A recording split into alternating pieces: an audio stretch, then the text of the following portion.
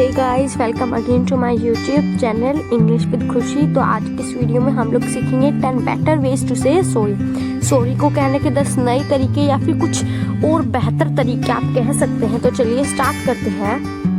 सो हमारी first phrase है my bad. क्या है माय बैड? यानी मेरी गलती। My bad, I didn't mean to offend you. I didn't mean to offend you. मेरी गलती है, मैं आपको निराश नहीं करना चाहता था। मैं आपको ऑफेंड यानी मैं आपको किसी बात पर निराश नहीं करना चाहता था। मैं आपको इग्नोर नहीं करना चाहता था। मुझे आपकी आवाज़ सुनाई नहीं दी। इसके ऑफेंड की मीनिंग आप ये निकाल सकते हैं। Next, oops, I was the one who stepped on your shoes my bad. अब मान लो आप मेट्रो में बैठे हो तो वहाँ पे तो कितनी भीड़ होती है। मान लो अगर आपने किसी के शूज़ के ऊपर पैर रख दिया तो आप उसको कह सकते हो कि माफ़ कीजिएगा, मैंने गलती से आपके जूते के ऊपर पैर रख दिया, मेरी गलती है, माय बैड। तो चलिए बढ़ते हैं हमारी नेक्स्ट फ्रेज की तरफ। सो हमारी नेक्स्ट फ्रेज है pardon me, I beg your pardon. Pardon me, I beg your pardon means मेरी गलती है, आप मुझे माफ़ कीजिए। Pardon me, it wouldn't happen again. मुझे माफ़ कीजिए, ये दोबारा से नहीं होगा। नेक्स्ट है I had never pardon myself if anything happen to the kids. अगर मेरी वजह से बच्चों को कुछ हो जाता तो मैं अपने आप को कभी माफ़ नहीं कर पाता। होप आपको ये दो फ्रेजेस समझ में आ गई होगी। अब बढ़ते हैं हमारी नेक्स्ट फ्रेज की तरफ। हमारी नेक्स्ट फ्रेज है आई हैड दैट रॉन्ग। यानी कि मैंने कुछ गलत कहा या फिर मैं गलत था। जैसे कि I had that wrong, I thought you were speaking to me. मान लो आप एक पूरे बड़े ग्रुप में खड़े हैं, तो अगर कोई किसी को बोलता है, आप पूरे बड़े ग्रुप में खड़े हो और मान लो एक बंदा किसी और पर्सन को बोलता है और आप सोचते हो कि उसने आपको बोला है, तो आप उसको आंसर दे देते हो। तो वो बोलता है कि मैंने आपको नहीं बोला, मैंने उसे बोला। तो आप कह सकते हो आई had that wrong, I thought you were talking to me. Okay, so हमारी नेक्स्ट फ्रेज है, सो नेक्स्ट एग्जाम्पल देख लेते पहले। आई had that wrong, what's your name. आप कह सकते हो कि मैंने आपका गलत बोल दिया नाम, शायद से आपका नाम क्या है मुझे सुनाई नहीं दिया। Would you repeat your name please. हमारी नेक्स्ट फ्रेज है please excuse me my ignorance. आप मेरी इग्नोरेंस को माफ़ कीजिएगा। Please excuse me my ignorance, that's the second time I have slipped your coffee today.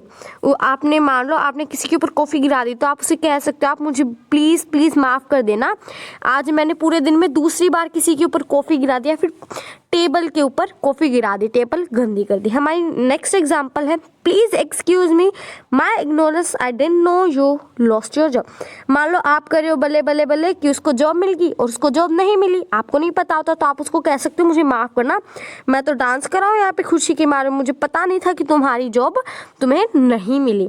हमारी नेक्स्ट फ्रेज है I take the onus. Onus यानी रिस्पॉन्सिबिलिटी। आपने कोई गलती करी है तो उसकी सारी जिम्मेदारी आप लेते। जैसे कि I take the onus, it wouldn't happen again. मैं इसकी रिस्पॉन्सिबिलिटी लेता हूँ कि ये फिर से कभी भी नहीं होगा। आप ये जो फ्रेज है ना आई टेक द ओनर्स, इसको आप अपनी स्कूल के अंदर कॉलेज के अंदर यूज कर सकते हैं अपनी टीचर्स के साथ।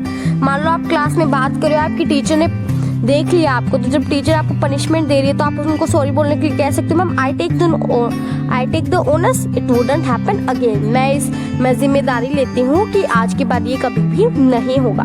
नेक्स्ट आपका एग्जाम्पल है I take the onus, I should have emailed you the revised presentation. मान लो आपके कोई क्लाइंट है या फिर आपसे ऊंची कोई पोस्ट है और आपकी जो प्रेजेंटेशन है वो एंड टाइम पे चेंज हो गई, तो अगले दिन आपका क्या था, आपकी प्रेजेंटेशन थी, आपको सामने वाली पार्टी को प्रेजेंटेशन देनी थी, तो आपकी प्रेजेंटेशन चेंज होगी और जिसको देनी है उसे पता नहीं था कि आपकी प्रेजेंटेशन चेंज हो गई, और जिसे पता था उसने उसे बताई नहीं। तो आप उसको कह सकते हो कि ये सब मेरी गलती है, इन सब की जिम्मेदारी मैं लेता हूँ, क्योंकि मेरे को आपको ये रिवाइज प्रेजेंटेशन यानी कि जो प्रेजेंटेशन मैंने फिर से बनाई है वो आपको मैंने आपको रात को ही ईमेल कर देनी चाहिए। तो हमारी नेक्स्ट फ्रेज है please don't mad at me. इसका मतलब है आप इनडायरेक्टली किसी को कह रहे हो कि आप मुझ पे प्लीज़ गुस्सा मत करना। जैसे please don't be mad at me, I Brock your coffee mug. मान लो मैं कल ही जाकर कोई बहुत ही महंगा सा कॉफ़ी कप लेके आई हूँ और मेरी बहन ने वो तोड़ दिया, तो मेरे को कह सकती है please don't be mad at me, I Brock your coffee mug. Next example है कि please don't be mad at me, I scratch the cars bumper well reversing the car. आप कह सकते हो कि मैं कार चला रही थी और मैंने ध्यान नहीं दिया कि पीछे कोई कार है और मैं उससे टकरा गई और कार के बम्पर्स पर स्क्रैच आ गए, ठीक है। तब आप ये कह सकते हैं। हमारी नेक्स्ट फ्रेज है अभी, हाउ थॉटलेस ऑफ मी, मतलब कि मैंने ये क्यों नहीं सोचा। जैसे कि आप अपने किसी फ्रेंड के साथ डिनर पे जाते हो और आपके पास उसी टाइम कोई कॉल आ जाता है कि आपको अभी आना होगा, आपकी कोई मीटिंग आ गई है ज़रूरी, तो आप कह सकते हैं how thoughtless of me, but something has come up, I must leave right away.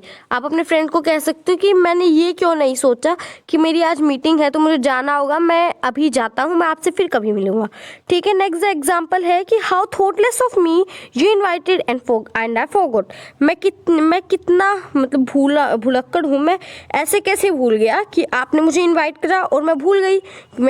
आपने मुझे इन्वाइट करा किसी पार्टी पे और मैं भूल गई कि आज मेरे को पार्टी में आना था। हमारी नेक्स्ट फ्रेज है, I had like to express my regret for, regret यानी अफसोस, रेग्रेट का मतलब क्या होता है, अफसोस। तो आप कह सकते हो the student wrote a letter expressing their regret for speaking rudely.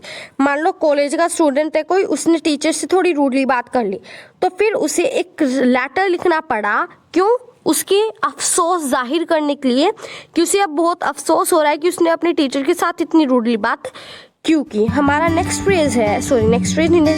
Example है, to my family and friends I had like to express my regrets for the lies I have told. मान लो आपने बहुत से झूठ बोले और आपकी फैमिली को पता चल गए, तो आप कह सकते हो कि मैं अपनी सारी गलतियां मानता हूँ, मैं उन पर अफसोस हूँ, मुझे बहुत अफसोस है कि मैंने आप सबको ये झूठ क्यों बोले। अब हमारी नेक्स्ट फ्रेज है, हमारी लास्ट सेकेंड फ्रेज है वुप्स।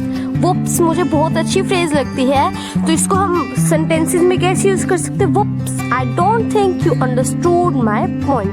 वुप्स मुझे ऐसा नहीं लगता कि मैं जो कहना चाहता था आपके वो समझ में आया है। नेक्स्ट है हमारा example, whoops I dropped your phone, मुझसे बहुत बड़ी गलती हो गई, आप मुझे माफ़ कीजिएगा, मैंने आपका फ़ोन गिरा दिया। अब हमारी लास्ट फ्रेज और मेरी फेवरेट फ्रेज है, वो है, ये है हमारी आज की last phrase and my one of the best phrase in this video is mea culpa. Mea culpa एक लैटिन इंग्लिश वर्ड है, mea culpa is a Latin English word. इसका मतलब ये होता है मुझे माफ़ करना, आई एम सॉरी। जैसे कि एग्जाम्पल है, if you didn't like that then मिया कल्पा। मान लो आपने डिनर पे बुलाया अपने फ्रेंड्स को और आपने बहुत मेहनत करी वो डिनर बनाने में कि आपका बेस्ट बना सको आप अपना, लेकिन वो किसी को पसंद, मतलब वो नॉर्मल ही था, सबके एक्सप्रेशंस बिल्कुल नॉर्मल थे, तो आप अपनी मम्मी को कह सकते हो, मम्मा मैंने तो इतने मेहनत से सब कुछ बनाया लेकिन सबके एक्सप्रेशन बिल्कुल नॉर्मल है, it's my mea culpa, okay.